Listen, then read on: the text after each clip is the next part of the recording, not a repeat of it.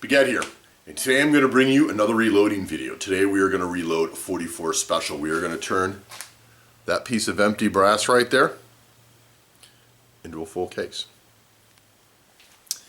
44 Special was originally created in 1907 and is still for sale today, and people still shoot it. And the reason I am loading 44 Special today is for my newest acquisition. And this is my newest acquisition in there. I have not made a video with this yet, but I will. And I've shot it twice already, and it is quite lovely. And just so you know, this is a Smith & Wesson model 629-3, and I bought this used, and I am quite happy with it. And it has a trigger job with a full underlug barrel. So 44 Special is a great cartridge to hand load for. One of the main reasons, there's two main reasons I see to reload 44 Special. First reason is you can tailor the round, as 44 Special and 44 Magnum are very versatile. A lot of people consider it the most versatile handgun cartridge out there. That you can load something all the way down to probably 300 foot-pounds of energy, around the 800 feet per second mark. An excellent plinking round, and then you can put super hot 44 mags in there that you can probably get over 1,000 pounds of energy out of the same revolver. The other reason is cost. And I don't understand this. And if anybody out there has an answer, please let me know in the comments below what the answer is. Why does 44 Special cost more than 44 Magnum? This box right here of Winchester 44 Mag, and this is hot and good ammo, this was $38 and change at Walmart. This box of 44 Special for 20 rounds, jacket at Hollow Point, was $30. It's expensive, but it's at a boutique gun store. Most 44 Special I see is around $60 to $65 for a box of 50 rounds. I don't know why. You have the same primers, the case is a little less brass, a little shorter, you're running the same projectiles, you're running less powder, and it costs more expensive, and it's been out for 101 years. I don't know. In order not to be redundant, I've already tumbled the brass in my tumbler. And we'll go ahead and there's my tumbler right there. And you can see all my brass and all my reloading things I got going on back there. So right here I have all of my brass right here. I think there's 69 or 70 cases, and they have all been tumbled and they're all clean. So right now we're going to put a little lube on them, and we're going to go ahead and we're going to resize these and deprime these. That will be the first step. But before that, let's go ahead and we will look at my reloading manuals right here. So you can see I have two reloading manuals. This is the Lee one, I believe. Yeah, Richard Lee. And this is the Hornady book right here. So I basically looked up and kind of got a ballpark recipe of what I'm going to do. I've got a bunch of powders up here in my reloading stuff. I use the HS6 a lot for 9mm, and I also have Unique, but Unique burns a little dirty. So I also have Blue Dot. I don't think Blue Dot is the #1 powder for 44 Special by looking at my manuals, but it's still usable for 44 Special. It's the only thing I will shoot these reloads of 44 Special out of are that model 629. So I'm not worried if I get the pressure just a touch high or so on and so forth. If the rounds aren't quite perfect, they will not be shot out of some old 44 Special. So the other thing I wanted to talk about too was these are my projectiles right here. And we are just going with, let's see if they're even labeled. Yeah, there they are. 44 caliber, 200 grain, flat point.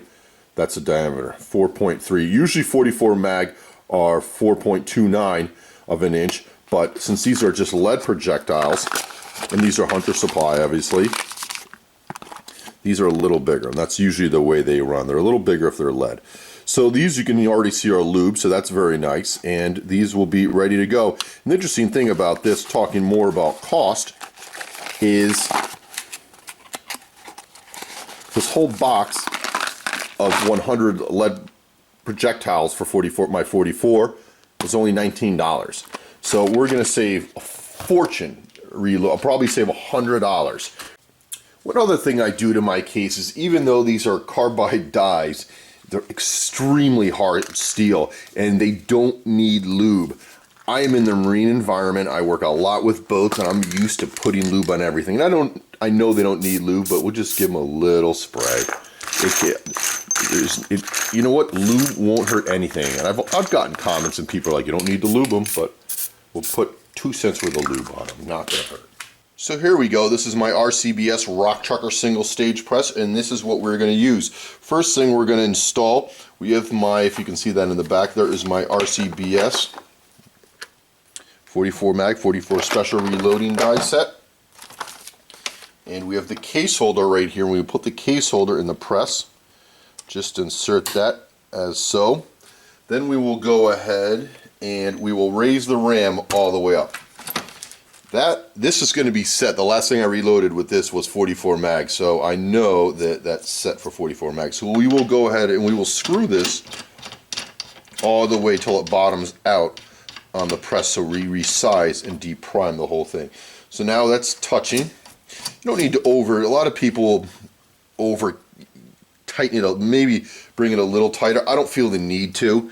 Just so you over cam it a little bit. I just think that puts stress on the equipment that's unnecessary, especially since this is going to be a light round. These are practice rounds. These are light for what we're doing. So we'll go ahead, start depriming and resizing these. I'm going to put in our first case in there.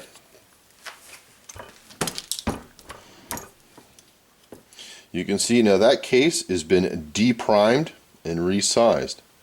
Quite nice. We'll go ahead and we'll just do a few of them. I'm not going to do every single one, but you can see I can do this pretty quickly, and the tripod's kind of in my way. Usually I do this sitting down, but it works just fine. And notice you can hear the sound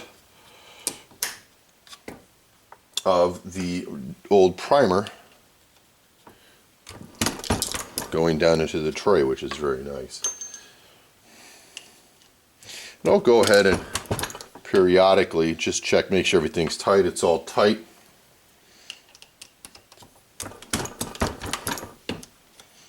Yep, we're good here. We're rocking and rolling. Yeah, and I'm really excited to do these 44 specials because this stuff is really expensive. And I wanted to buy some 44 special about a week ago and shoot some more of it. And it was $65 for a box, and I was almost fainted for 50 rounds, and that's just ridiculous. And I have no idea why. I'm sure the main reason why is because not many people buy 44 Special. 44 Special has the same relationship with 44 mag as 38 Special has with 357 mag. The case is just a little shorter. As you can see, these two right there, yeah, you can see the 44 mag is just a little longer.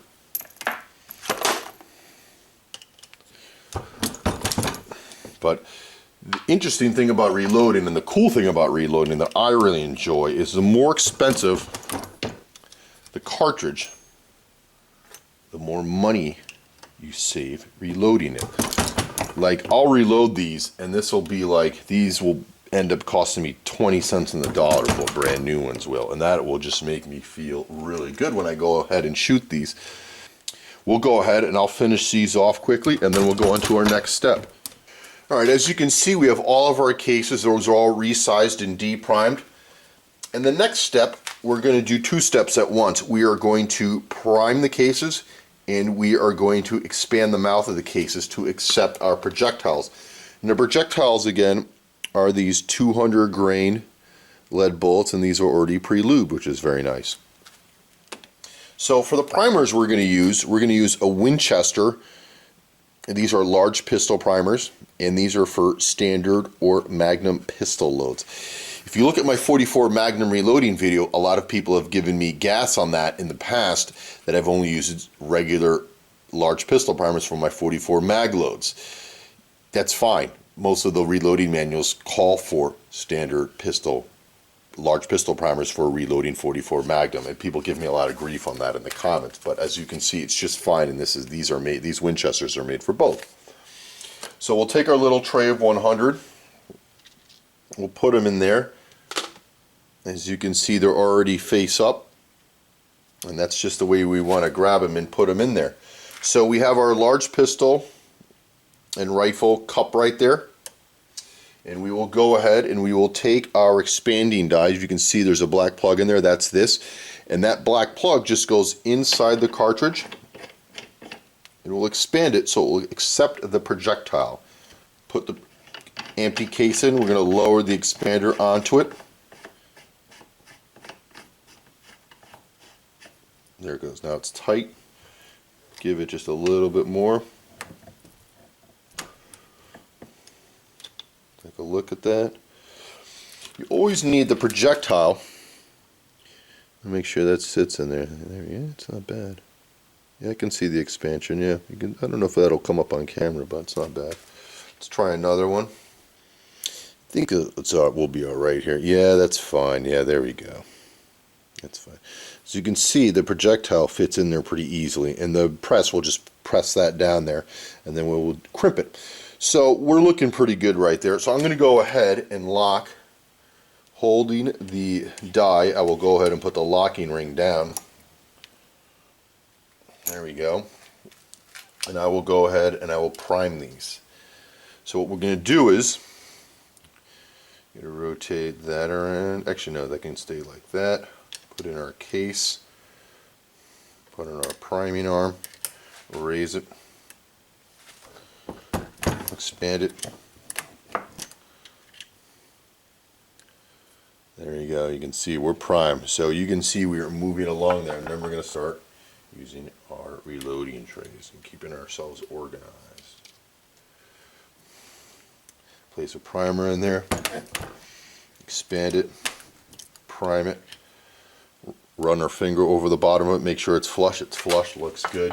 If I were reloading semi-automatic cases, some of these cases that don't fit in that shell holder, I would go ahead and I would throw away if they're a little sticky. But since these are just 44 specials, and they will only be shot in my Ruger Super Red Hawk or in my Smith & Wesson Model 629, I'm not super concerned that these aren't perfect. If some of them are a little sticky, because these are very light rounds for revolvers like that. Again, we're nice and flush right there.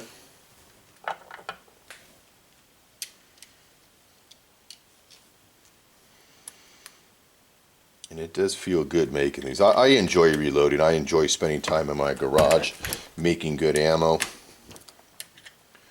making useful ammo. Most of the ammo I reload I like reloading the big stuff. It's easier on the fingers to reload larger projectiles than, to reload like 9mm or reload 223 or, something in that nature.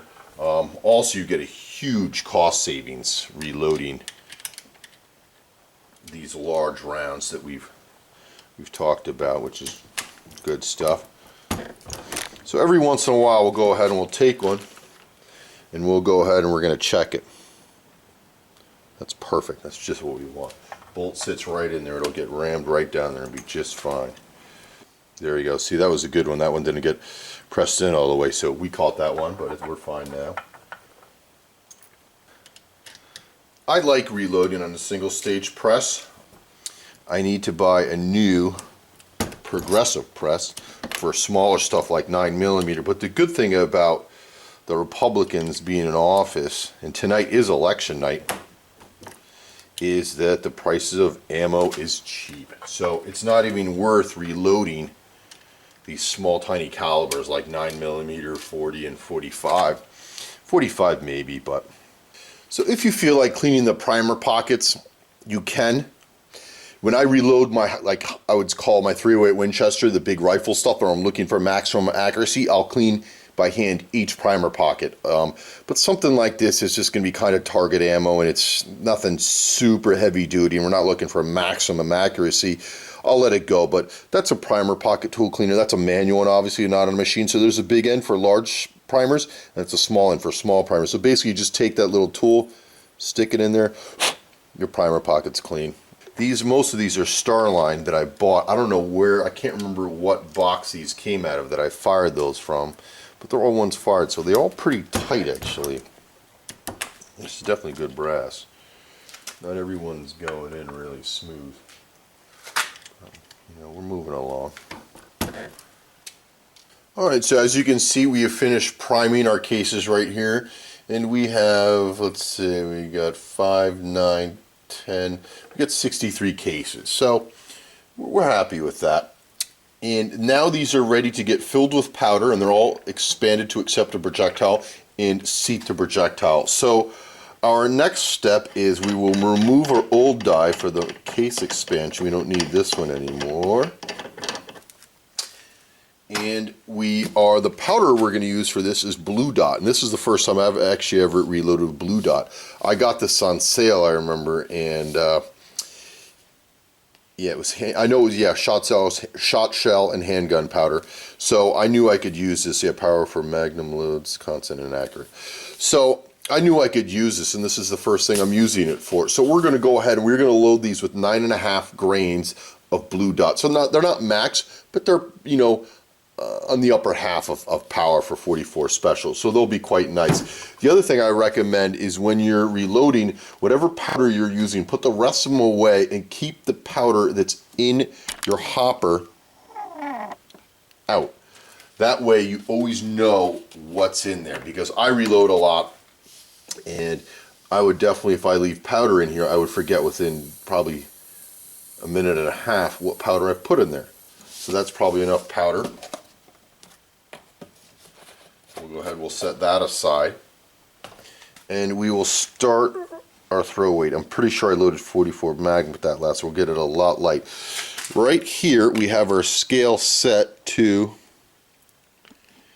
let's see here, zoom in a little bit. We have it set to 9.5 grains. There's 9 right there, and there's a half a grain. The big weight is for 10 grains at a time. So we'll go ahead and we will, actually we'll do a couple just to kind of get the machine going. We'll go ahead and we'll drop one. We'll see what that weighs. See how close I am. Ooh, way light. So we'll go ahead and we'll fatten up the charge. The other reason I like this too, I was going to use HS6, but I had a feeling that wouldn't be filling up the case that great. I have a feeling this powder is going to fill up the case a little bit better. There we go. I'm starting to clock it. So what I'm doing right here, I'm just dropping a charge,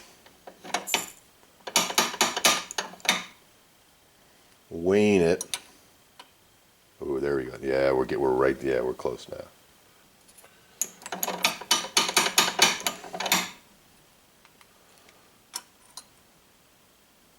There we go. Yeah, that's probably it. That's it. All right, we're right on there. So what we'll do is we're going to go ahead and we'll test a couple of these. Whenever you're reloading, never do it just once and think you're good. Always do it 2 or 3 times to check. Check the weight of your powder. Make sure it's set up, because sometimes you can get static in here, and you shouldn't, but things get a little sticky and bound up. And see, now that one's a little light. So we'll go ahead and we'll do one more.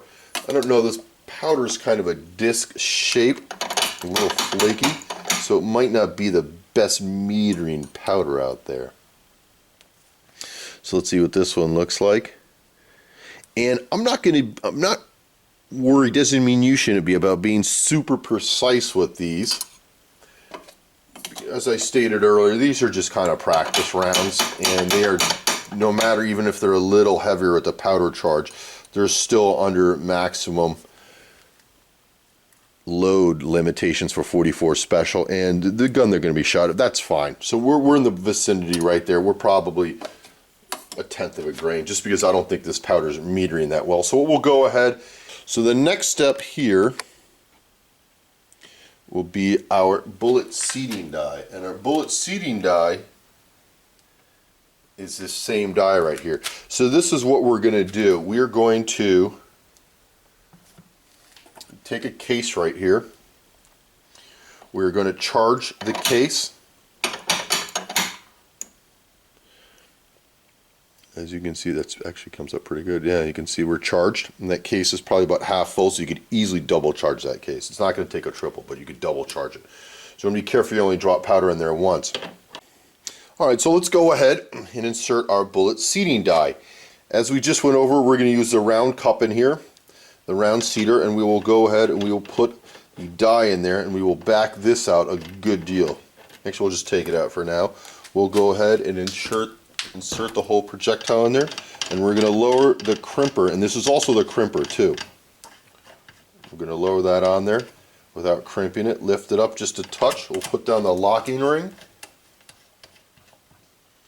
That's good. Then we'll go ahead and we're going to put our bullet seeder down, and there we go. There we got some pressure. Take a look. Oops, ooh, it held the bullet. Not good. There we go. Beautiful. All right, so we're going to go ahead and we're going to lower that down. Start pushing the projectile in there. Let's take a look at that. All right, so we're going in there, and what we're going to want to do, we're going to want to go ahead. Ooh, yeah, I've done. Yeah, see, I've already started crimping that case. Oops. Well, we'll see if we can finish this one off. Go ahead, and we want to go up to that first ring right there, and that's going to be where we're going to crimp this. So you got to be careful not to already pre-crimp the case. We'll go down a little bit farther.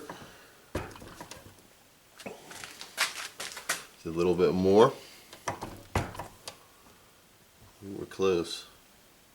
Just a little bit more. Take a look at that carefully. Let's take another one. What we'll do, we'll drop another powder charge here. As you can see, we got our powder in there. I'm going to take our projectile. We'll go ahead and we'll lock down. I'm going to back it up just a touch. We'll go ahead and lock down our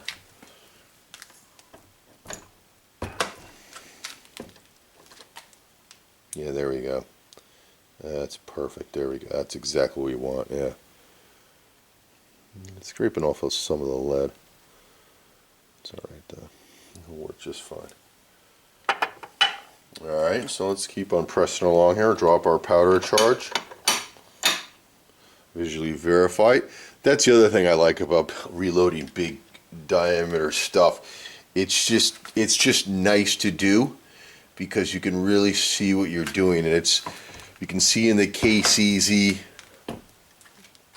You can see your bullet seating well. Scraping off a little lead, but it's all right. It's probably just, yeah, it's a little of the lubrication, but that's fine. I just checked them and they chamber just fine. So I think they'll. There we go. There's another one for you folks.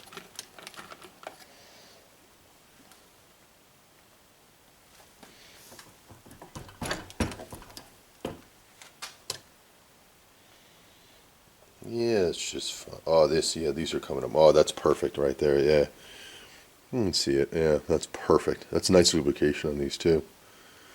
It's good when you shoot a lead projectile from any gun without a full metal jacket that you have quality lubrication on there. And I definitely like, I'm going to say from what I see so far, I like these projectiles from Hunter Supply. The price, you can't go wrong. I got 100, 200 grain projectiles here for I think $19, and they're already pre-lubed because I have yet to get into the bullet casting and bullet lubricating business. So that I still have to buy my lead projectiles, and maybe someday, I'm sure eventually I will. Ooh, that one's got a little bit of a mess. I'll take a look at some of these, yeah. See if these chamber, but it's okay. These aren't perfect. I don't load a lot of lead projectiles myself, just very few. So I'm not the master of the lead projectiles. There's definitely guys that are better. Oh, that was a pretty nice one. That are better than I am at these. But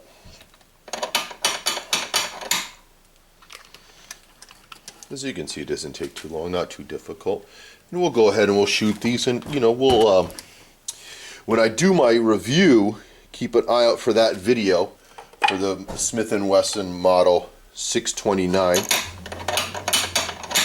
keep an eye out for it, because we will definitely shoot some of these specials, and we will go ahead and we will talk about how they shoot and the accuracy, but they are seating quite nicely. That's a nice one.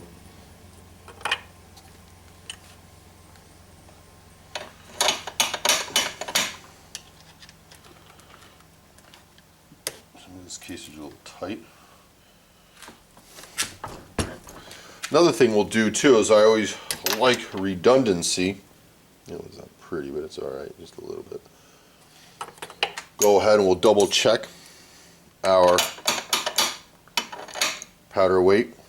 Make sure we're still dropping 9.5 grains of powder or close to it. It's close to it. I might just touch that up just a smidge.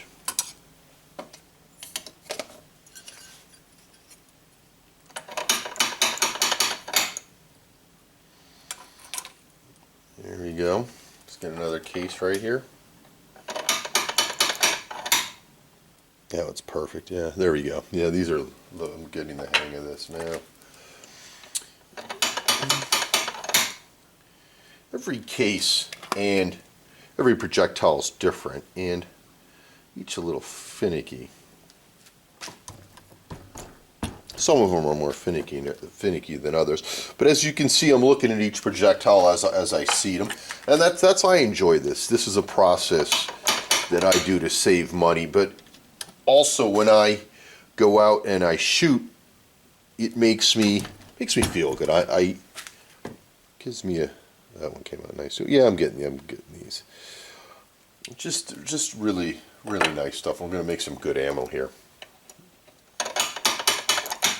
But as you can see, I'm verifying each time. I'm looking at the charge in there, because I know the charge is supposed to come halfway up the case. And see how I kind of touch that a couple times, then I bring it back, and that's kind of to get the bullet. That one came out perfect. Kind of get the bullet. If the bullet's just a little cockeyed there, to straighten the bullet out, and then then I go ahead and push it in all the way down into the case. And actually, the strain to push these down, it's quite easy since they're lead without a jacket.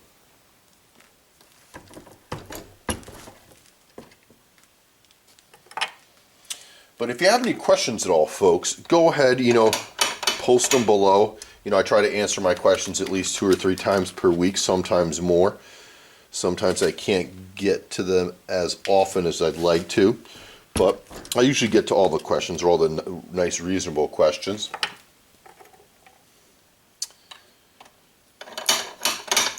The other thing is, if you're curious about my gear at all, what I'm using, I'm not going to go into that in these videos, because my reloading videos are very long and lengthy. And I have multiple reloading videos up there. And once you reload for a few cartridges, bottleneck rifle cartridges and pistol cartridges are different than straight wall cases. Straight wall cases are definitely much easier to load than bottleneck cases. The other thing is, it depends what I'm doing. If I'm reloading, full freight train 44 mags, I'll go to a different approach. Or if I'm loading 308, all my 308 ammo is all I try to make the highest quality ammo. So I'm checking all the lengths. As you see, I'm not checking the lengths with these, but I do have my calipers out. And my other videos, you do see me checking the length, because I know these are shorter. These are going to chamber no problem. I'm putting them up to the crimp line. We're not going to have a problem with these fitting into the revolver. They're made to shoot out. So I'm not even bothered checking the length on these, because they will be short, because they're going to go into a 44 mag. I gotta say, I'll recommend these Hunter. From just reloading these now, these are nice projectiles, and the wax in these, the lubricant, is very nice. I like just the way it's coming out, just a little bit. So the last thing I want to do is fill my gun up with lead, and then have to go ahead and get crazy and de-lead the thing. So we'll go ahead now, and we will stop the camera for this step, and we'll go ahead and we'll finish these quickly, and then go ahead and crimp these, and then we will be all finished. Alright, so we've got all of our rounds finished. All of the bolts are pressed in and they came out very nice. I'm quite happy with that. And they look good. So we're going to go ahead and perform the last step. And this bullet seater right here just unscrews, and this die has two functions to help seat the bullet, and also once you remove that, then you can see there's a ridge in there. I don't know if you can see it. Yeah, there you go. And that is the function that allows you to crimp the projectiles into the cases. So what we're going to do is we will grab a round, put it in our press, and bring it all the way to the top, and we will lower our die on top of it until we feel it make contact. That's a tough one. Let's see what that looks like. So you don't want to over crimp these. So we'll feel, basically we're looking for it to be firm and then get about, yeah, that's crimping it. Yeah, these are not the most unique batch of 44 special brass cases. A lot of these have been difficult. Some of them are fine. Yeah, that doesn't have anything on it. So we'll basically got it tight. We'll go down 1/8 of a turn, and that should give us a nice crimp. Yeah, there you go. I can start seeing it. Yeah, you can see it. We'll go a little bit more.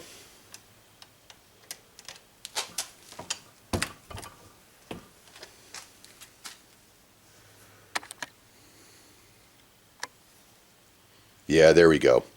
That's perfect. That's just what you want it to look like. Let's see if you can get up close, if you can catch that. Yeah, I can see it. Yeah. So I'm not going to go super heavy with this crimp because these are just 44 specials, and the revolver we're launching them out of is heavy. So we're not too worried about these rounds jumping the crimp and causing problems. So we'll go ahead and we'll just do everything. We'll pull all these out.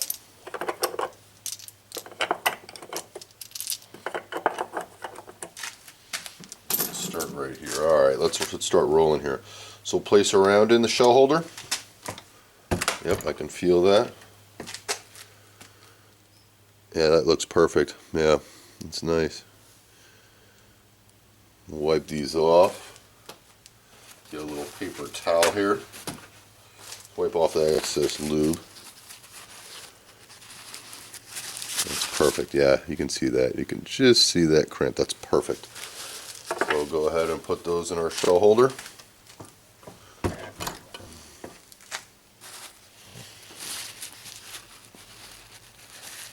That isn't the prettiest one, but yeah, that's crimped. Yeah. Alright, so that's our setup right there. And if I was loading 44 mags, I would definitely put on a heavier crimp, but for these specials, I'm not super concerned about it. Yeah, that's just fine. Also, for a lot of my rifle gate, especially my 308s, I don't even bother crimping those because those are magazine fed in a bolt action rifle, and it will save the cases if you crimp them less. It's less wear and tear on the cases themselves, so they will last longer. But as you can see, this is going pretty good. That one didn't feel like there was much on it. Yeah, there's a little crimp on there. That's all we need for these. I think they'll be just fine. That one I could feel. Yeah, that one's good. So you can see this doesn't take long, and that's basically it to loading 44 special. And we'll go ahead and we'll shoot some of these in the next, probably this weekend. I think we're going to do a review on that 629. But you see, after each step, I spend just a second to look at the round, and I think that's very important because you can create problems. That's a nice crimp. You can create problems by not double checking your work. You know, run your finger, make sure everything's primed. Double check your, your powder drops. Weigh them like every 10th drop. Make sure you're still on there. Go ahead and visually inspect the cases. Once I shoot these a few times, I'll look for them for cracks. Yeah, these are crimping quite nicely. Yeah, these came out a little better than I thought. Yeah, I think, if anything, there's a couple of anomalies in some of these cases because I can feel them in the shell holder. Some of them are tight in there and some of them fit in there quite easily. But for the most part, they're pretty good. So we'll go ahead and we'll finish these up and then we'll go ahead and wrap this video up. So I just finished up here and we have crimped all of our projectiles in our cases. So we have finished rounds right here. I just ran out of my regular boxes that you've seen me use throughout the years. And for 44 caliber projectiles, I have some for 45 AC, but these are too long and they do not fit. So I will put all 60 some of these in one of these plastic ice cream jars, and I have a bunch of these. You can see them all in the back, and these work just great. Another thing to take note of too, see my label right there? So we got 44 special, 200 grain projectiles. It's obviously see that they're lead, and we got 9.5 grains of blue dot in them. Make sure you label your hand loads because within a given amount of time you will forget what they are. I forget what I reload all the time, but thank God I label it. Because I have all sorts of different, especially with 44 mag and 357. I really have a big variance. Sometimes when I just go out I'm shooting, I have light and mediocre ones, and then I do, as you've seen from my videos, I reload some max heavy loads with 300 grain projectiles, and I got some 270s here I'm going to reload for the Henry rifle. But make sure you label them so you know what they are. But folks, if you have any questions, please feel free to post them below. If you feel free to subscribe to my channel, and I'll get back to the questions as soon as possible. And if you like this video, give me a thumbs up. Thanks for watching, folks.